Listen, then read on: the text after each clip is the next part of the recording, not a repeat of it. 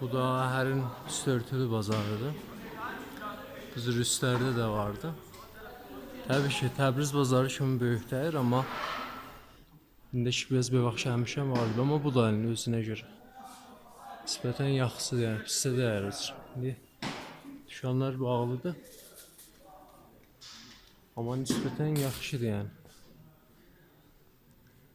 Təbrizin bazarı da dünyanın böyüklərin üstü örtülü bazarıdır, amma bu da nisbətən bu da yaxşıdır. Amma o ondan böyükdür yəni.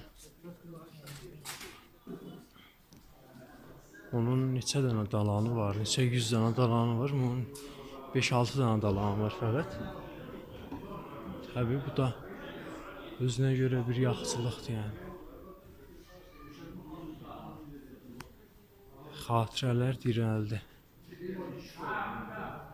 Qırmızı qəşəng orada örtüklər var.